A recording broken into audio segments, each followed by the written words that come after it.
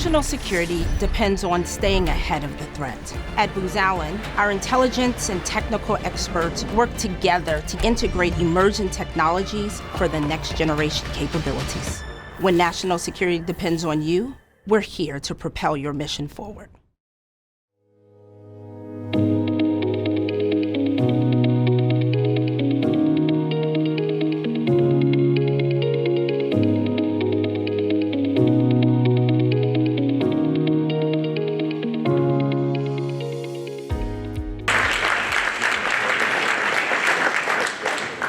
Thank you so much for being here. I really appreciate, as I mentioned, you taking the time. We'll turn that on for you.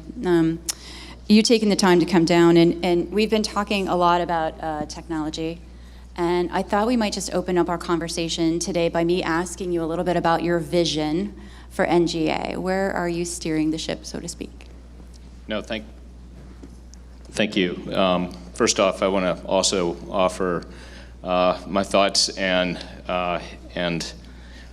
I would just say years of impression making and watching General Hayden. It was great to see you up here, sir. The last time we were together, we were at JSOC, and he came down specifically just to retire someone. And it started with the individual that we were in the midst of retiring. His father had been at Bastogne, and it began about his dad. It was wonderful, and it's great to see you again, sir. So on NGA, and I do want to talk about our vision. I appreciate the question and what's new at NGA. I thought, though, with such gravity of what's happening overnight, I should let you know what's going on at NGA. It's a federal holiday, and so as things were starting to transpire in the evening, some phone calls were being made. I was making sure that we had the numbers that we needed for something like that, which has an intense geospatial intelligence layer. We're talking about Ukraine. For the Ukrainian, exactly, the Russian strikes into Ukraine overnight. And while I'm not going to go into some of the reallocations of the numbers of analysts that we've made early, say a year ago, that probably wouldn't be responsible. But I could tell you, I mean, we've got about, what, 200 people in here? So between St. Louis and our main headquarters in Springfield, just outside of the Pentagon area, coupled with what we have at UCOM and a bunch of what we call NGA support teams throughout the world, and some of our partners, the numbers start on a federal holiday looking at this problem with the same numbers that we have in here. Okay, the count on a federal holiday is at about 200 and counting. So it's busy there. We've had a long night. I felt I needed to represent them here, but I'll be hopping on a plane and we'll be right back in the skiff tonight. I was in the skiff this morning. So that said, let's talk about the vision. I asked the team actually and some of our senior leaders about the vision for NGA. We had an offsite just a couple weeks ago. And I said, how would you, world-class intelligence, of course, is our mission, but what's the end state? What is the vision? And the word they want to go with is supremacy. They literally said geo-ent supremacy. I said, that seems rather high. I mean, it's like perhaps superiority or something like that, And they said, no, we can't settle for anything less than geo-ent supremacy, especially when you've got a competitor by the name of China and some other countries that are very technically proficient, showing themselves to, at least it appears that they're going for supremacy as well. So we need to win. So geo-ent supremacy coupled with decision advantage, which is something that we don't just enjoy as an agency, frankly, the government and DOD and our readership and the intelligence community, decisions need to be made that are proper based on our intelligence. So decision advantage. And then accelerated effects. And this is something that I think for the last several years, we haven't said enough about effects and targeting. And I, as a former chief of targets and a large portion of my career, spent in the effects business, this is near and dear to my heart. I think we do need to go ahead and admit, we yield targets. We find opportunities. We do nodal analysis. We are responsible for distinguishing enemy from non-enemy, combatants from non-combatants. And so we need to go ahead and say, no, that's part of our vision, and it is to ensure that accelerated effects are rendered because of NGA. Appreciate that. I was thinking about you this morning when we welcomed Andre Yermak, and I knew we were going to be talking about, I was going to be talking with you this afternoon. You've spoken about the importance of early warning, in particular, as it relates to international violence, like the situation in Ukraine, and I want to know what role NGA plays with early warning detection and then dissemination. It's pivotal, and this is where I think that the agency and a lot of our hard chargers at NGA don't probably get the credit or the exposure that they deserve. I'm a chronic multi-int intelligence professional. I love putting 360 degrees of intelligence together. As a DIA longtime advocate, as a former J2 for the chairman for over 3 years. I was a principal consumer of NGA, geospatial intelligence, but it was under the guise of indications and warning, typically, and some foundational intelligence. And so I think that, Russia and Ukraine provides a very good sample of what actually happens in the background, and then the fusion that has to occur as well to make it usable with some context, and typically it ends with a map. And this is no exception. I know David Sanger had a piece when I was still with the chairman as his J2 on the Big Green Map. And that's real. So the Big Green Map has existed for over a year now. I was part of that process of putting that thing together, and it's very, very real. It takes lots of input as far as things that are both observable and perhaps some things that are not, but makes it tangible to a decision maker to see where it all is, literally. And location has a lot to do with this, and change, obviously, and showing what's anomalous and what has changed overnight. And we use that map every single day. So part of the process, if you go back in time a year ago, we had some indications, of course, and we were moving, whether it may have been Putin's speech or some other indications back in July timeframe before things really got kind of out of hand. A lot of different indicators, but we needed proof. And that was something that I found as a consumer of geospatial intelligence was so compelling about NGA. I would get some indications from SIGINT, I would get some indications from HUMINT. They might actually contravene each other or be a little different. And I would then typically say, okay, NGA, what do you got? And that would carry the day. There are ways that people can deceive us, obviously, in that geospatial domain, but our people are pretty good and they can pick that out. So I think it becomes the ultimate corroborator. When you have geospatial intelligence and you're looking and you're actually seeing indications of behavior consistent with other ints, we're kind of the ultimate multi-inter. We just stick to that domain for expertise. I'm interested to know the role that NGA specifically is playing when it comes to Ukraine, and then the role of commercial imagery that's helping to inform. So there's a foundational piece for Russia-Ukraine, just like there is for any other problem, and that is ensuring you know it all. Like literally the disposition of all units and all forces, what they're up to, little binary things like, is it there, is it not? Believe it or not, just that simple call as to whether it's there or not is one of the most critical things to start the day with. And that's an order of battle challenge as well.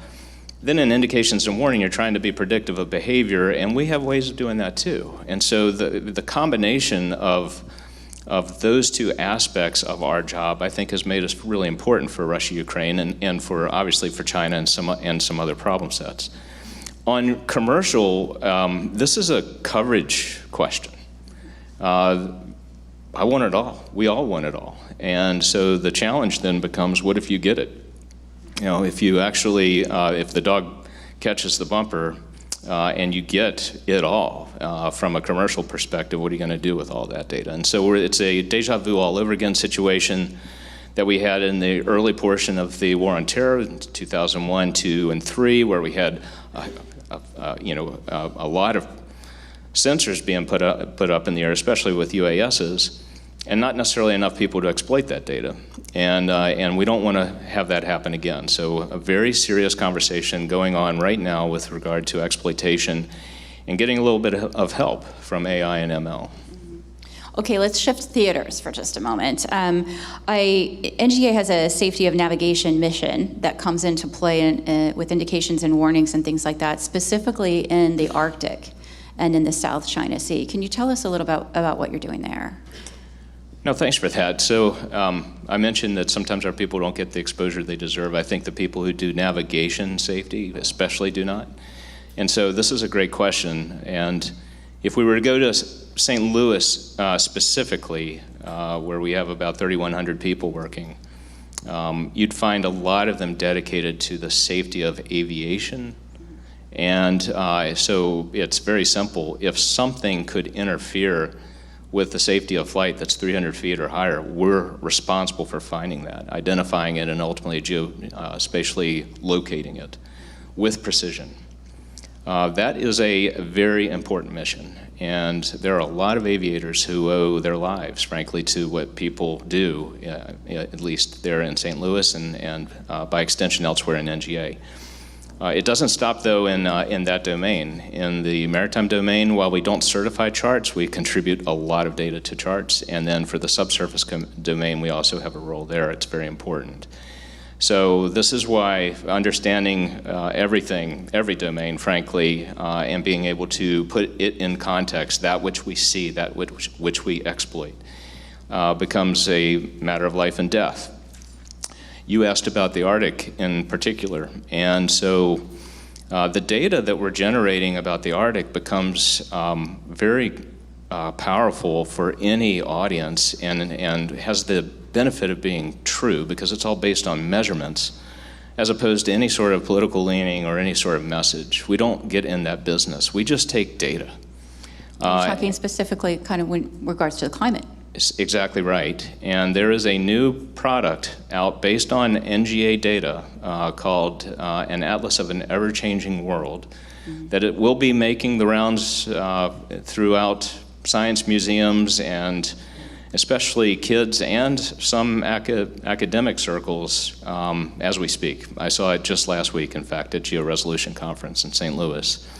And it's very compelling. It will keep you awake at night as you almost want you want someone to say, this is a special effect, or this is engineered as though this might happen, and it's not that way. It's not engineered, it's real data superimposed with some incredible computing power to show what is actually happening at either pole of the Earth. And some of the measurements are very compelling. I love to nerd out over stuff like that. The projects you get are probably some of the most interesting projects when it comes to just understanding where we are in the Earth. Let me ask you, you're expected to take charge of the geo-ent portions of Project Maven in the near future. How do you think this is going to affect NGA's role in the intelligence community, in the Department of Defense, and how is AI and ML in particular shaping that intelligence today? So we have been using AI and ML, a portion of it, but we've never had sole responsibility for something as important as the algorithm development. That's where this could become very powerful. We're in a continuing resolution now, so it's not my training to ever get ahead of legislation, but pending a budget, I do believe that the Undersecretary of Defense for Intelligence and Security will yield this program to NGA for the most part, to include the foundry of the algorithm itself. And then those things that are best applied to the geospatial domain for what we bring, which is tremendous amounts of structured observations. And that's what you need to really train an algorithm, is you need structure, you need discipline. We've had 5 years of and Mike will be able to speak to this better than anybody, of very good interactions with the commercial sector, getting the commercial sector sensitized to this need. But now it's time to actually provide a program of record and to ensure that our stewardship is sound and that we're using good science and we're organized in our methods. And so I think this is the right decision. I think it's very good for NGA. I'm not going to say it's existential, but it's close. When you're talking about the number of sensors that are going up there, we will have, and this is something I've put out in other speeches and in writing, we will have a deluge control problem. And we've dealt with this before, but not on this scale. And so AI, we need something that will trigger, queue, triage that deluge to ensure that we're looking the right places and not wasting our time. Because it comes down to, we're not going to get more people more than likely. They're our most precious resource, so we're going to have some help. I want to talk about that. First of all, if you have questions that you'd like to ask, please go ahead and just raise your hand so we can get a microphone to you. Two things that have come up repeatedly since we first started this conference yesterday. Feels like longer than that. One is the talent issue. And I wanted to talk to you a little bit about St. Louis, because what you've done there, I think if people understand it, sounds like it could be a model for how to at least tackle one aspect of the talent issue in an effective way. So can you talk to us first? I'm going to let you set up sort of where you built this incredible facility and why you chose that place. I really appreciate this question. I'm spending at least 1 or 2 trips per month in St. Louis. It's about a fourth of our workforce, and very important. But this is about how important St. Louis is as well to a community. And so between academia, civic leaders, and governmental leaders, we've found a very, very good balance here that I do think, to your point, will be a model for other communities. The catalyst was the need for a building. So the current building that we have is over 100 years old. It's gorgeous, but it is right on a fault line. It is very close to some hazards that I won't specify, and it's right on the floodplain of the Mississippi. Great location. And frankly, with walls like these, really hard to upgrade your IT. It was sort of like 4 strikes and you're out. Tish Long had the presence of mind to say we need to pursue a MILCON, and over time, that's exactly what the Congress authorized. And so a $1.7 billion new campus is being built in St. Louis.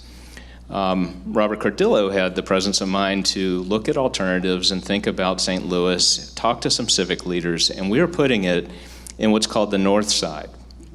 And the north side of St. Louis is challenged, economically challenged with crime, challenged with employment, and is an area that needs some rejuvenation. And we're not necessarily used, I would say as a government employee of almost 34 years, we're not used to seeing government institutions become places that generate that much revenue. But this might be different, and here's why. Because the city started identifying with STEM and geospatial science as an opportunity for some rebirth, not only in St. Louis, but specifically in Northside. And so what it takes are some civic leaders and some people who are well-meaning, and this is where we have to bow out and just let the city and some of those, especially philanthropists, take over. And that's exactly what happened. With some monies being made available for the Taylor Geospatial Institute, which is a consortium of 8 universities, with the vision that if that kid in Northside is looking over at our facility across the fence and asks the question, how do I work there? There is an answer for that child. If you apply yourself and you're interested in STEM, anything that's STEM, there are opportunities for you through the Taylor Geospatial Institute and these 8 universities that heretofore had been competitors, but are on this one, they're collaborators. So I went to my hometown and we were talking about civic military relationships, and I said, hey, what do you have like this? And they kind of looked sheepishly and they said, nothing, but we need it. I said, well, I recommend that you book a plane and go to St. Louis and see what's happening there, because it's very special and it could be the beacon on the hill for other communities. I was thinking about the conversation I had earlier with Maisha Glover. I don't know where you are, Maisha, right now, but and also Susan Kilrain about this very topic. And I know that there are a lot more people in this room that are thinking about that topic as well. So any questions, first of all? Okay, we've got one over here if we can bring a microphone. Let me ask you real quick the other issue, which we've been talking about, which is acquisition, how difficult it is. I feel like NGA is kind of cracked the nut in some ways. We're trying. I think that the speed of acquisition is something that is as compelling for us as it is for the Congress, and certainly I'm General Milley trained, So I refer to our Congress as our board of directors. To this point, I was really inspired by Senator Warner, Senator Rubio, convening an open discussion between some of our people, one of whom is here, Mark Bunsell, and industry leaders in an open session before the Senate Select Committee on Intelligence. And I called him to say thanks for that.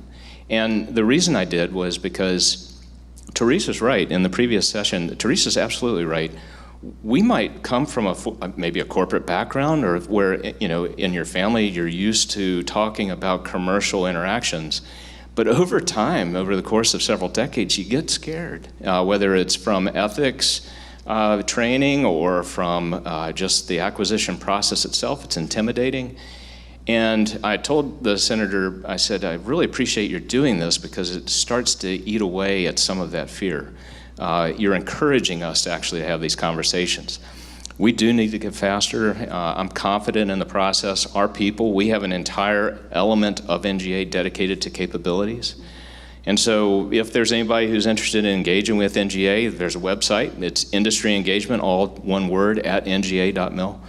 I think that's probably the best thing I could offer, and we'll go through the ethical process of listening to to some ideas. But the issue of speed is very real.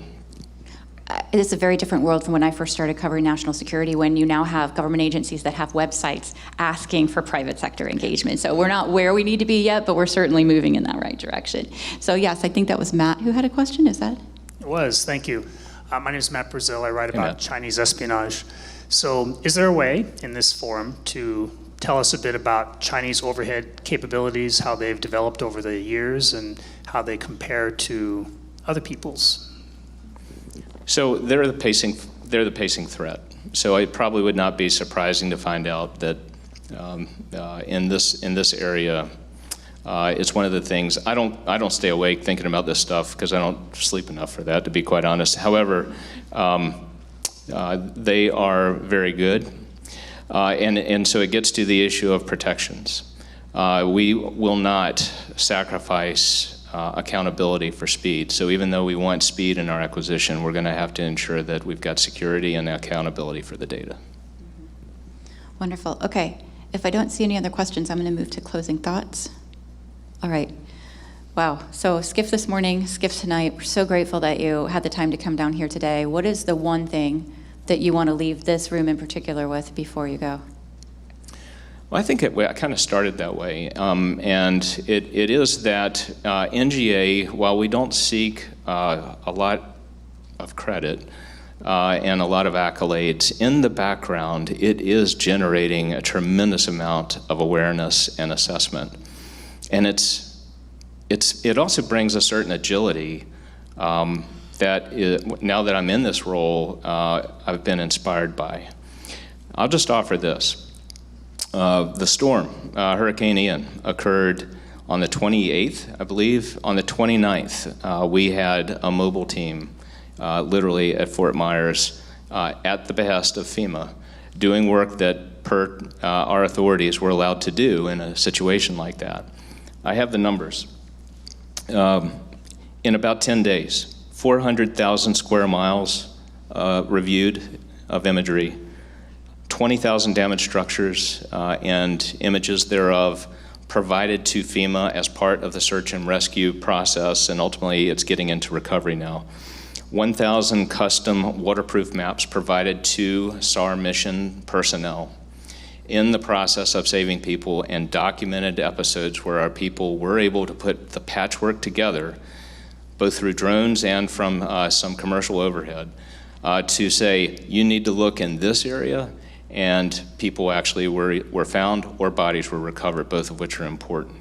When you talk about 200 plus shape files over the course of that time in a very austere environment where they literally had the communications they needed, the bubble printers and plotters, and most importantly, the expertise on site, that's the sort of philosophical approach to service that you're going to find, whether it's Russia, Ukraine, or China. That's the agility that we've got as an agency, and it's a pleasure, frankly, a privilege to lead them. Okay, I lied. I have one more question. When I was, my favorite question to ask when I was back in the sort of intelligence correspondent days was, what's the one question that I didn't ask you that you really wish I would have? You covered it. We got it. No, I think that from a, I kind of wish you had talked a little bit about stewardship, because I think that if anyone came down from the DC area, we might have a little bit of a credibility gap on our stewardship principles, and it's mainly on speed, and we're addressing that like directly, top down, right now. And so we just went through and listed our new strategic objectives as an agency. Strengthening stewardship is one of them. That means 20% of what we're going to be dedicating ourselves to for the next 6 to 12 months will be about ensuring that we account for every dollar. And it's because we need more, to be quite honest. But until, I'm not going to talk about growth, but I will talk about accountability and strengthening stewardship, and I think that's something I would be very proud for everybody in here to know. Wonderful. Vice Admiral Frank Whitworth, I want to thank you so much for taking the time again for addressing this audience. Our theme here is it's not about who's on the stage, it's about who's in the room, but we're so honored to have you with us, so thank you. Thanks. Appreciate it.